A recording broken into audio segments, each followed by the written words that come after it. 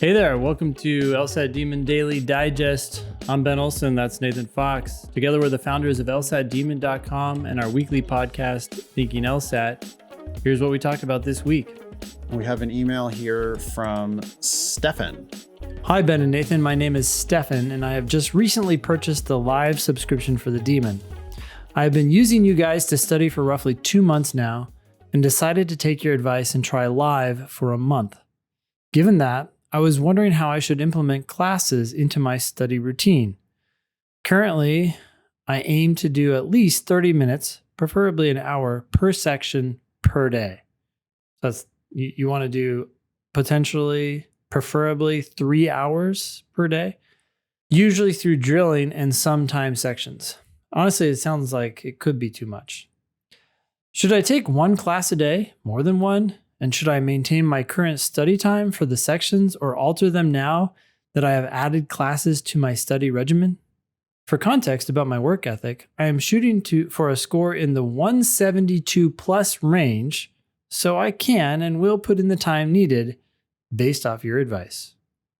Just don't burn yourself out, Stefan. Like, if you ever get in the situation where you feel like you need a day off, then you need a day off. If you ever feel like you don't want to go to class or you don't want to do your LSAT studying, then I think you've probably been doing too much. The test is fun and easy. You need to let it be fun and easy. So if you ever find yourself racing the clock or just like, oh, I'm frustrated about my practice test, so I'm going to do another practice test immediately, those are signs of overstudying and burnout. But different people have different amounts of time on their hands and different, capacity for hard work.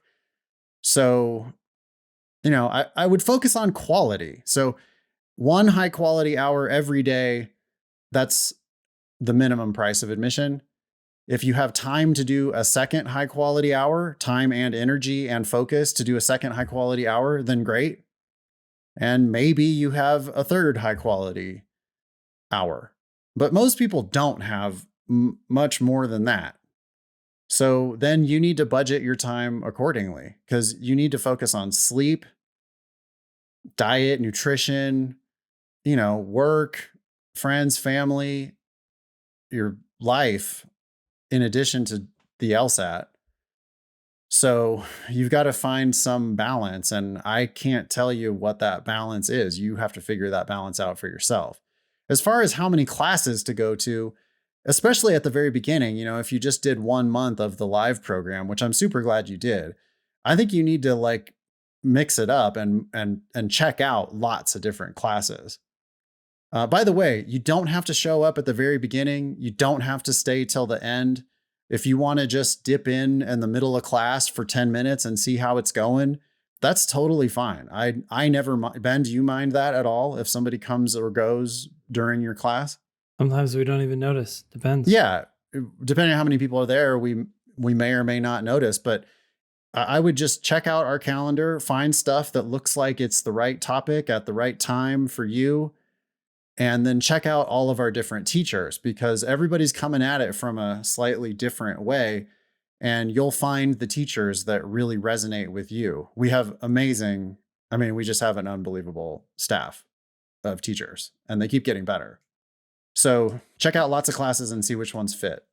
Yeah, I agree, Stefan, with everything that Nathan just said. Don't burn out and so on. But I want to add one more thing here. I think you're too regimented.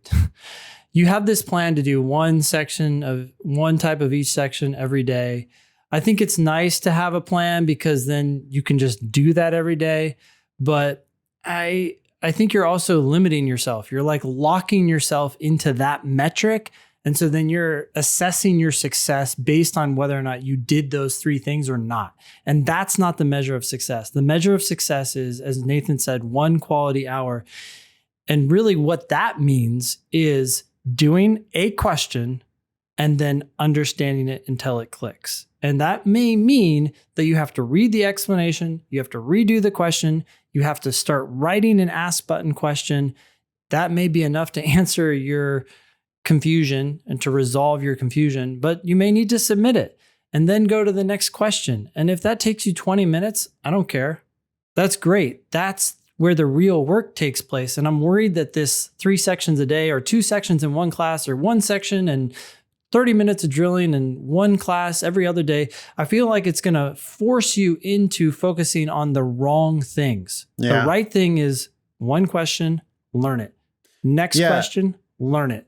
That's it. Yeah. The click where you didn't get it, but now you get it and you're like, oh my God, I can't believe, look at this mistake I was making. I misinterpreted it. I was misunderstanding it. Now I totally understand it. I see why the right answer is perfectly right. I see why the wrong answers are perfectly wrong. I would never make that mistake again. That's what that click feels like. And yeah, that click is worth more than an hour study session where you don't get the click. Yeah. Right. Or a class where you sit back passively and you just don't really get anything out of it. You're not actually engaging. Or like maybe it's below your level, so you're not getting anything out of it. Maybe it's above your level, so you're not getting anything out of it. Or you're just sitting back with your camera off and you're not participating, so you're not getting anything out of it. There's lots of ways that you can go to class as an excuse for like not even really grappling with. Yeah.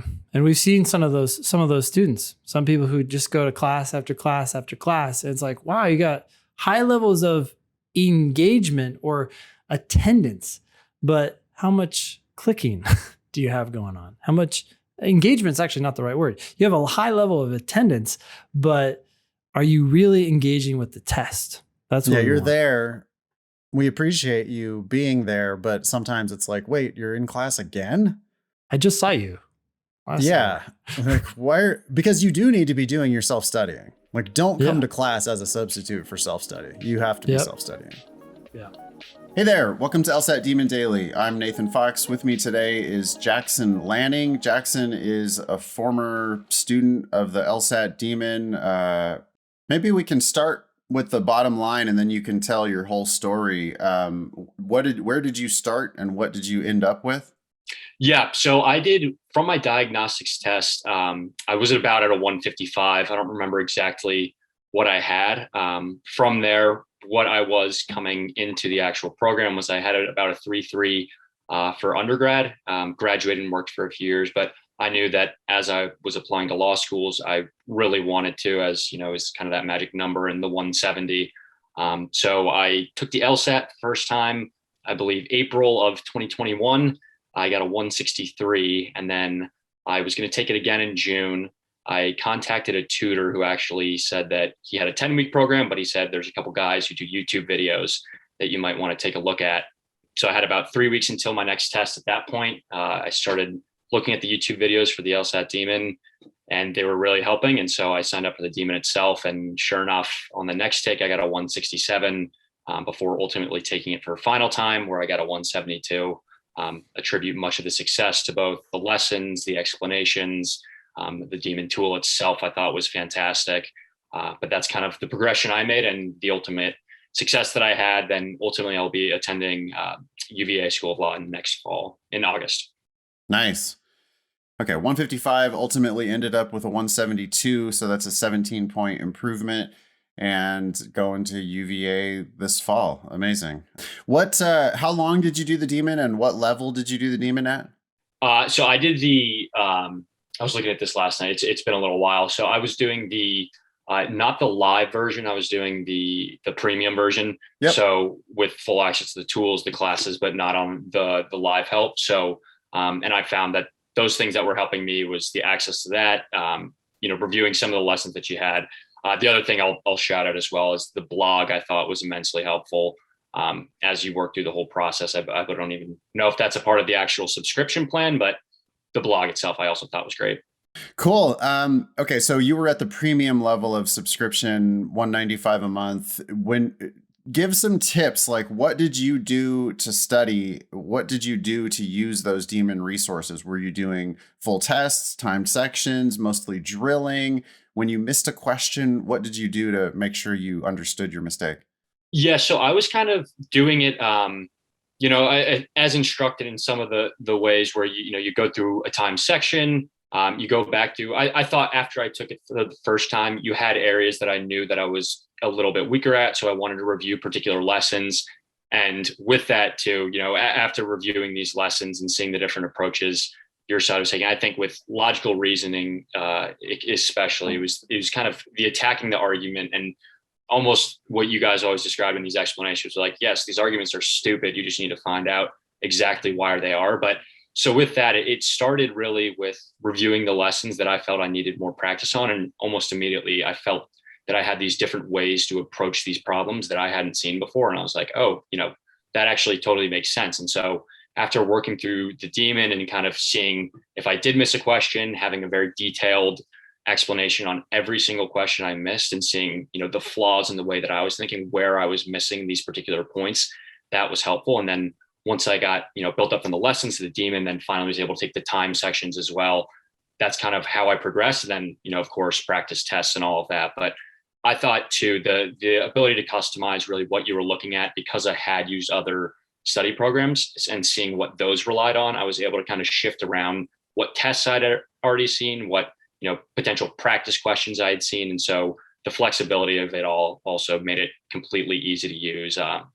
And ultimately, again, too, just the progress was pretty quick, but as well, too, I was ultimately able to build up to that point where I did feel comfortable with everything. Okay. So it sounds like the lessons for you, which, those are available at the middle level of subscription, the premium level of subscription, you get access to those lessons. I think that those are most helpful for people who have already been doing some just LSAT practice. Like you've been doing some tests, you've been doing some timed sections, you've been encountering, some problem areas. Really frequently, that barrier, the 170 barrier, really frequently it will be. We don't like talk about theory very much, right? We're more like, hey, this makes sense. You got to read it carefully and make sense of it.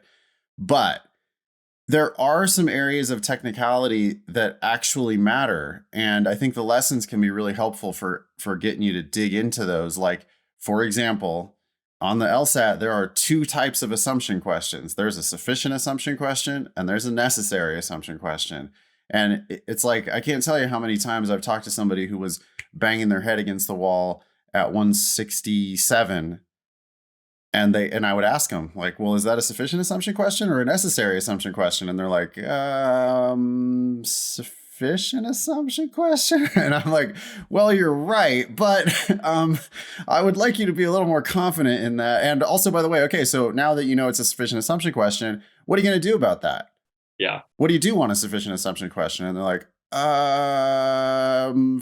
find the, and it's like, okay, listen, you need a rubric, like you need a just elevator pitch, like 2 seconds. What are you going to do? Oh, it's a sufficient assumption question. I have to prove the conclusion of the argument correct.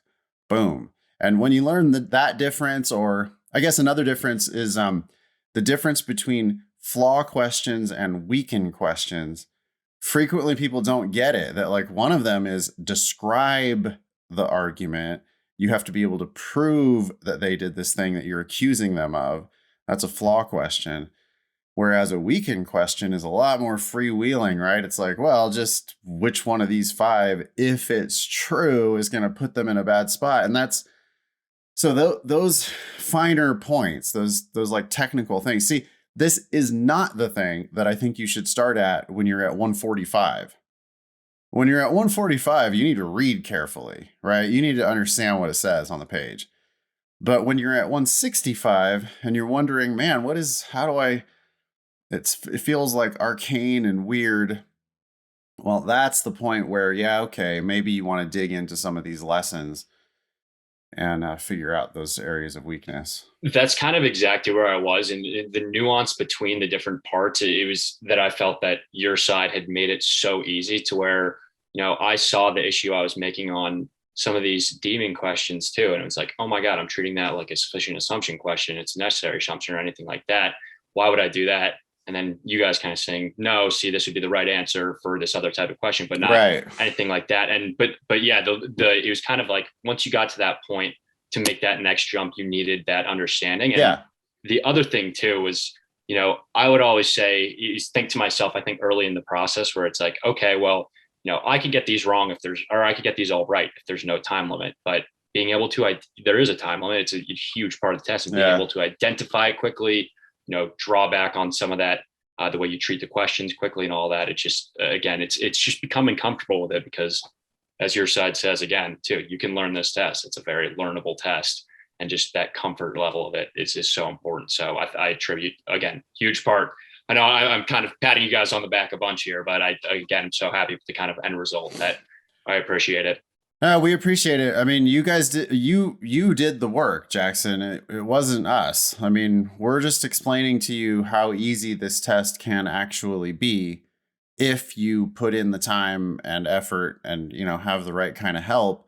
You can realize, oh, this is, okay, that's what it says. This is what it means. And here's what they're going for on that type of thing. And you're right that the speed, the speed, it doesn't come from trying to go fast. It doesn't come from managing your time or from any gimmicky kinds of strategies, oh, you must do the first 10 questions in 10 minutes or whatever dumb. It's not about that. It's about knowing what the answer is going to be, because you know what they're asking you. And then you can read like 2 words of a wrong answer choice and just know that it's wrong immediately. Like, oh no, I see where you're going with that, and that ain't gonna be it. So see ya. Right. And then it's just like becomes a fun, easy game. Yeah, well, I think again too, that was one of the pieces for me is, talking to people when I was studying for the LSAT. It was like, once I got, with everything that you guys offered, I was like, I actually didn't mind studying. It was like, I was someone who was working full time too. And so when I was studying, it was engaging. I felt that the questions and the responses that I was seeing and receiving totally made sense. And then, it's helpful if you're looking at a response to your question, you see someone saying like, what the fuck is this? And I'm like, laughing in my room, like, that's a refreshing kind of break from the monotony that can be the study. And I actually didn't mind studying at all. Once I kind of got in the groove of it, and I thought, it was engaging, which is the biggest part. It's, a lot of man hours are put in kind of on the side of actually studying for this thing. And so being able to kind of, not look at it as something that you have to do or something that's really bugging you that you're going to have to do today. It's something that is engaging and you are interactive with. You mentioned responses to your questions. Are you talking about the ask button, or are you just talking about the written responses? I was talking about the written, a lot of the written responses that are already there. And again, too, it's like for every question, a lot of, services that you might have may have half the questions that have explanations for or something like that, or not all, or you're, stuck Googling things to see if you can find any sort of explanation for it. And almost every question that I came across had a great explanation for. So that's always super helpful. Yeah, that's great. Let me ask you this. How many, there are 100 practice tests, which means there are 400 practice sections. You went from 155 to 172. How many practice tests would you say you did? So I'd probably say I did around 85% over the course. Or at least I saw not all those questions. I'd say I saw questions from about 85 of 100 tests or something like that. So the actual percentage that I covered of what you guys had, I mean, I would say 40%, 45% of the actual available material of seeing. Granted, because you jump around a little bit and you touch a number of different tests for different things. Saw a lot of those practice tests, but no, the material, I mean, it wasn't like I was running out of questions at the end or anything like that on my third take. It was like, I still had plenty of material, even if I was going to take it again, which I wouldn't have, but yeah. Even if people do all 10,000 of those questions, it's like painting the Golden Gate Bridge. You can get done with it and then just go ahead and start over, because there's still stuff you can learn from those old questions if you do run out. Nobody needs to worry about running out. But yeah, that's what I was going to say is like, yeah, okay, so about 40%. I mean, did you think about reaching for higher? Did you think about trying to take it again to beat your 172? So I did I'd already taken it. That was my third time. So the big thing too was my timing wasn't the best laid out. And it was something that, I kind of, I guess, signing up for your program a little late, didn't realize the importance of applying in September until I kind of, saw the emphasis that your team put on it. And looking back, I was like, yeah, I would have adjusted the timing to and allow myself to do that, give yourself that much more an edge and all of that. But after I was taking the third time, a part of me for pride wanted to, reach even higher because I felt that I was on this, great track of momentum and all that stuff. But kind of where it was, my application's ready to go at the beginning of October. I felt that I needed to get it out versus trying to reach even higher than that for that next level of tiering of scoring. You're dying to get into the rat race, huh? Well, I wanted to get the applications out, and so that was kind of the big thing. But I mean, it was one of those things that after I saw that, I had the 172, it was like, I feel that I could even, stretch that, even go more. But I didn't ultimately end up doing that. Well, I hope you don't regret your decision come September when you're fighting it out in your 1L year. It's going to be a grind, man. Everything I ever hear from 1Ls is just like, wow, I knew it was going to be hard, but I had no idea it was going to be that hard. Yeah, I've heard the horror stories, unfortunately, but kind of know what I'm signing up for at this point. Good. Well, congratulations, Jackson. You killed it. That's amazing. Good luck at UVA this fall. I hope you'll keep in touch with us. We love hearing from our alums. If there's ever anything we can do for you, networking or whatever. Absolutely. And thank you guys as well. Again, so much gratitude for kind of allowing me to reach this level that I wanted to reach, and I'll make sure to touch base and let you know just how awful it is come September time. Awesome. Thanks for coming on. Jackson Lanning is an incoming 1L at UVA Law. We have an email here from Ty. Hey guys, I took the LSAT in November of 2021. I got a 170 and have an UGPA of 3.97. Okay, nice work. Excited with my score. And in a rush to start law school, I settled with that performance. Settled on that performance. I settled on that performance. I applied in mid-December and only to schools in the top 20. My application materials were decent, but I knew they could have been better. Fast forward to about May of this year. After getting waitlisted at multiple schools, Columbia, UCLA, USC, Penn, and rejected from a few, including Harvard, Yale, NYU, and Duke, I knew I would be reapplying in 2022. I fired up the demon and resumed my studying. I took the June LSAT and got a 176. I am very happy with the score, but I am still a bit worried about the upcoming cycle. I have two main concerns. One, schools comparing my materials from last year to my much improved materials this year. Don't think that's going to happen much. My BA is in Talmudic law. Talmudic? Yeah, Talmudic. Talmudic law, rabbinical studies, and from a no-name college. Do you think law schools care about that? I think they care what number they're going to have to report on their 509. I do think that they sometimes care when you're on the bubble, and, Ty did it wrong the first time around. Mm-hmm. Ty could have done better than 170. Ty applied in mid-December, and that's not the way to do it.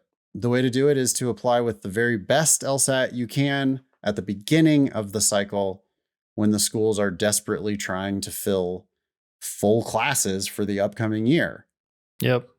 So it's no surprise that you didn't get the offers you wanted, especially because you only applied to top 20 schools. 176 is an entirely different guy. That's not the same guy. You're going from below the median to above the median. Yeah. Yeah. We look at one of these schools that waitlisted you or rejected you. Mm-hmm. You got an NYU waitlist. NYU's median LSAT is 172. Their 25th percentile is 170. Their 75th percentile is 174.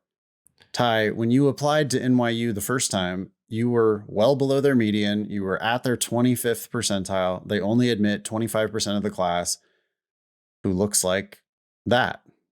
Now you're applying with a 176 that will move their median up, which helps them with law school rankings.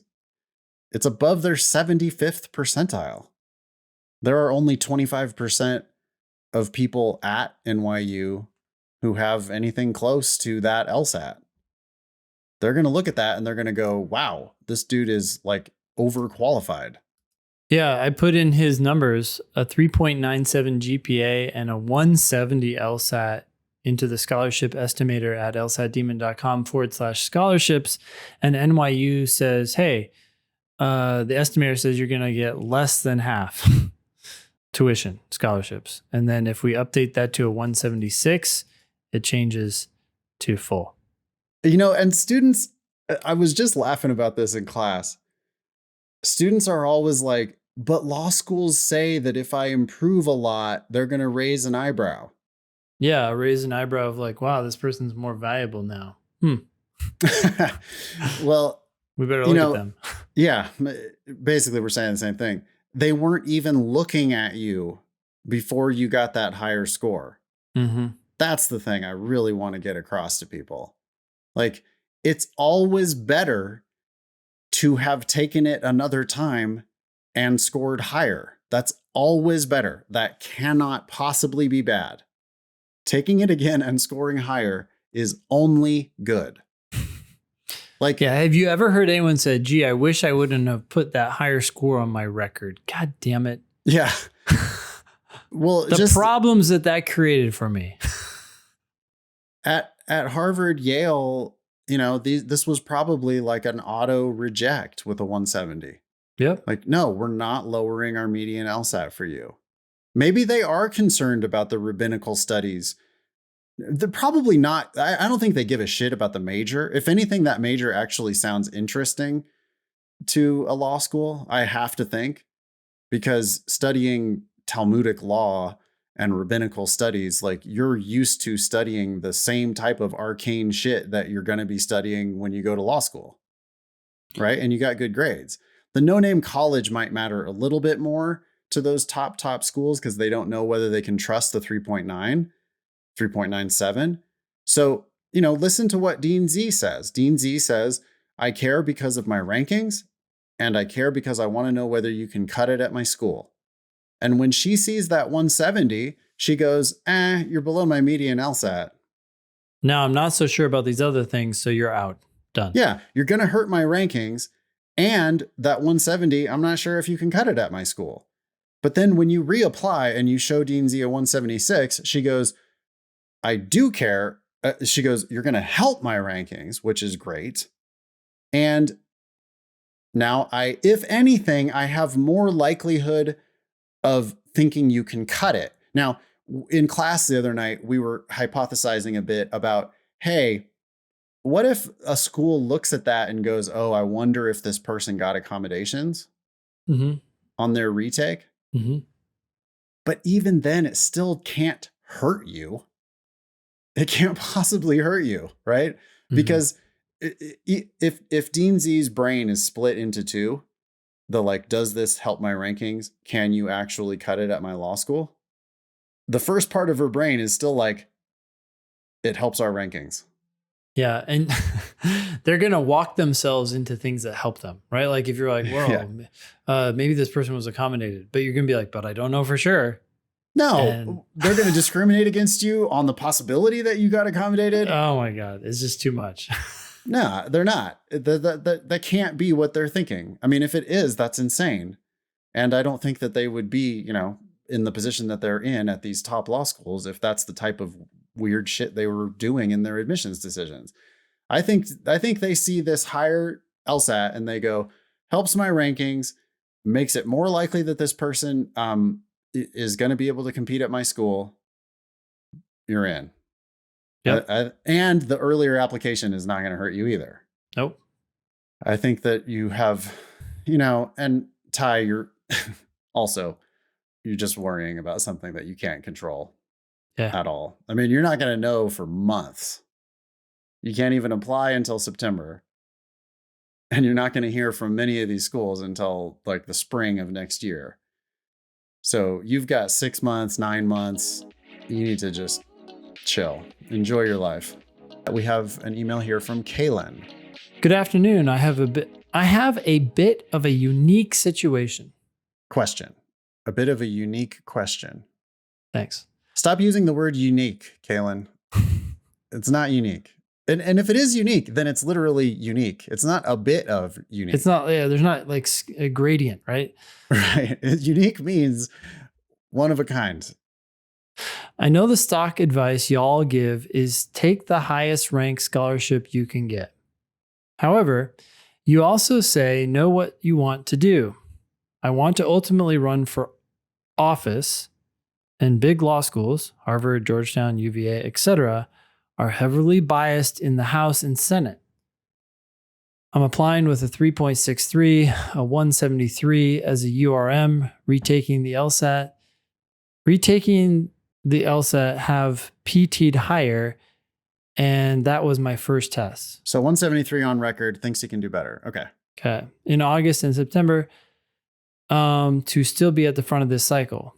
But to my original question, would it be worth considering a higher ranked school with more debt burden? At what point for my hyper-specific careers, at what point for hyper-specific careers like working on the Hill and politics are where prestige does matter a lot past just your first few years should rank versus cost be reconsidered? Love the podcast and the demon. Ultimately, that's not a question we can answer. You got to figure that out for yourself. You got to figure out how badly you need that high ranking school and what your expected return is for going there. Like how much debt are you going to take on? And how much money do you expect to make when you graduate from those schools? Yeah, not unique at all, by the way. That's a question that we get all the time.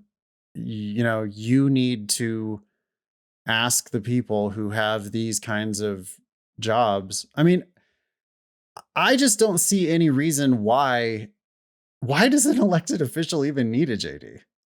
I don't know. There are tons of elected officials who don't have JDs, including our former president, who was a host on a TV show. Yeah, and an MBA, I think. I don't know. I mean, to work in government, I have no idea. But I mean, to me, the JD is special training for people who want to practice law. And I don't think that elected representatives are practicing law. What do they do? They basically run for office. That's what they do.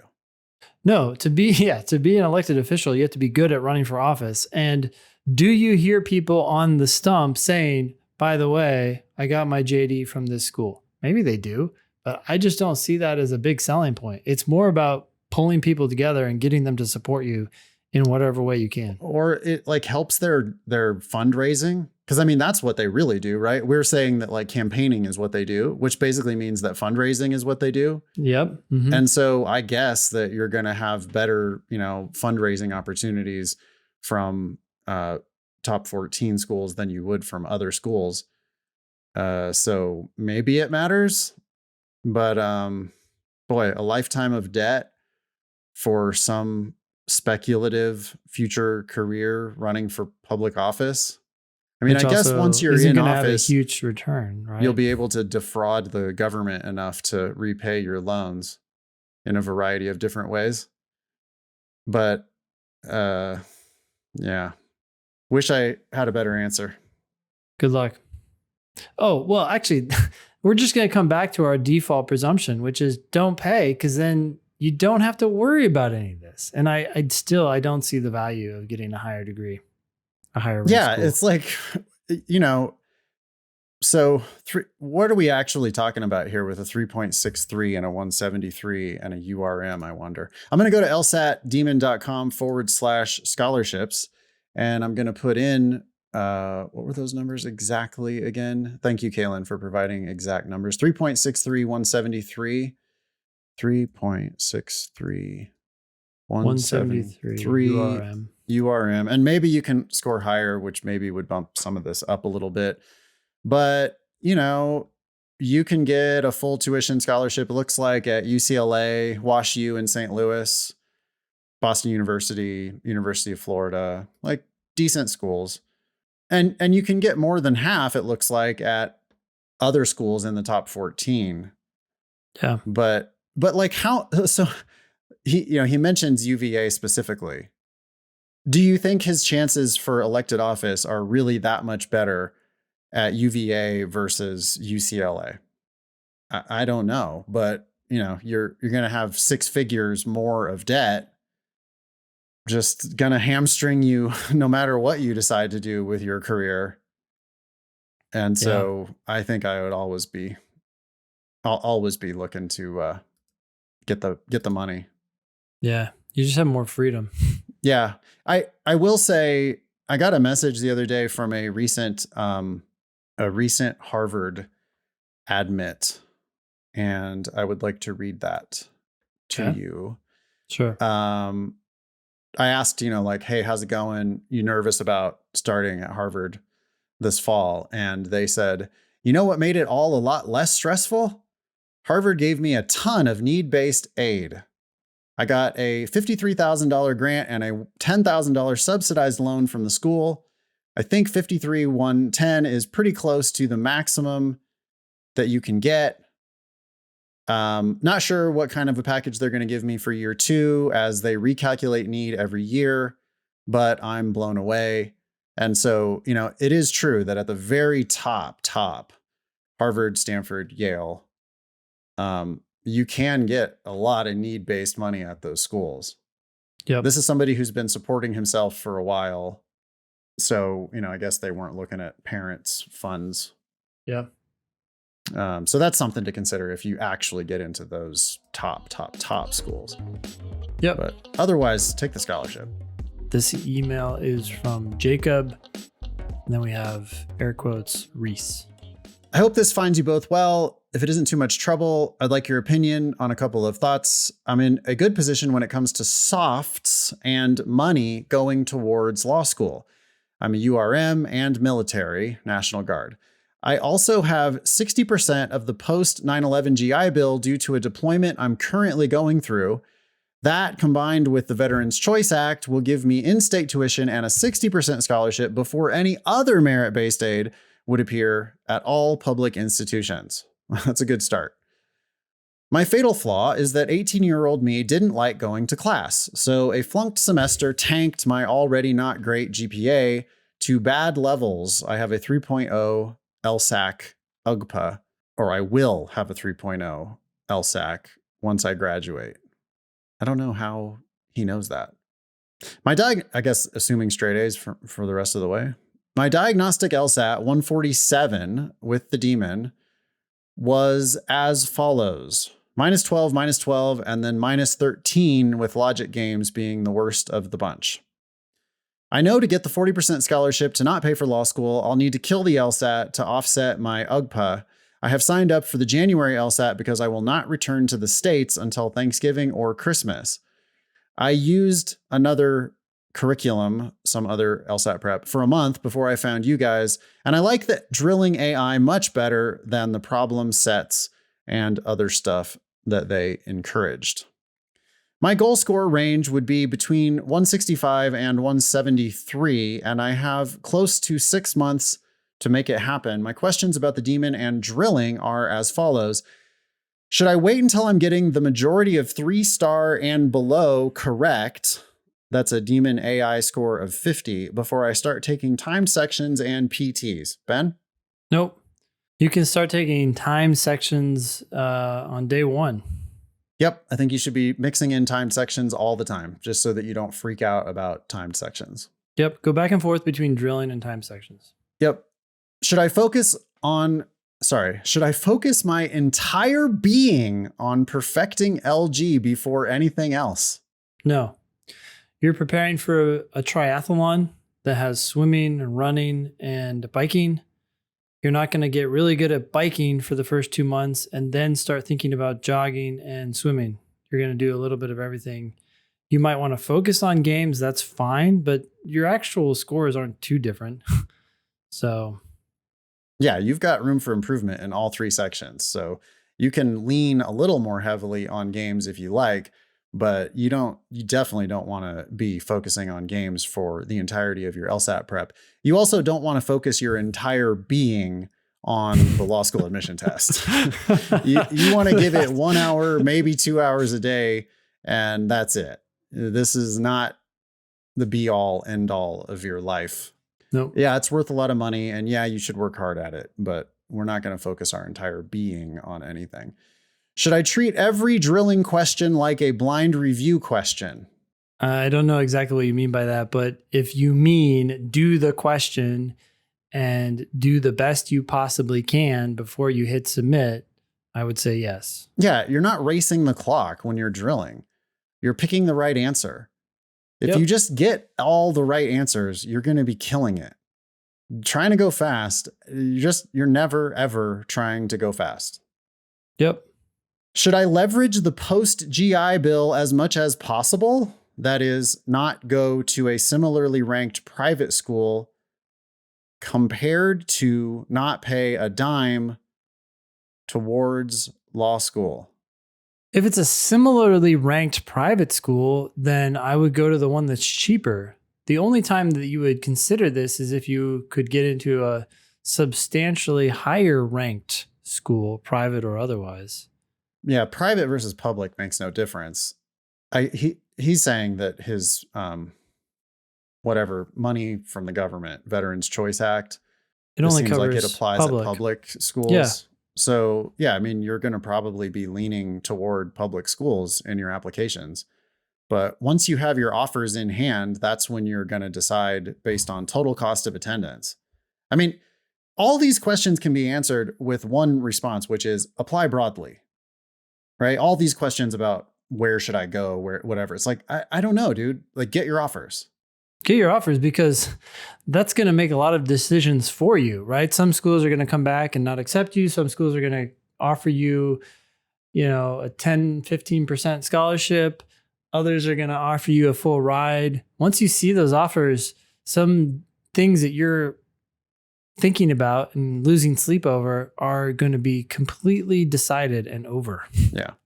Okay, last question. Any advice for military applicants? Should I use a commander or a JAG in my unit for a letter of recommendation? Use whoever knows you the most, knows you best. Yeah, and ask both of them and see how they respond. Yep. You can get both of those letters on record, and then you can decide which one or both you're going to submit to various schools. Most schools want 2 letters. Some schools want 3. There's no problem with having extra letters sitting there in your LSAC account. And you might be able to tell from that commander or from that JAG how enthusiastic they are about writing you that letter. So why not just ask them both? Email daily at lsatdemon.com if you'd like to ask us a question or share some LSAT or law school admissions news. Thanks for listening.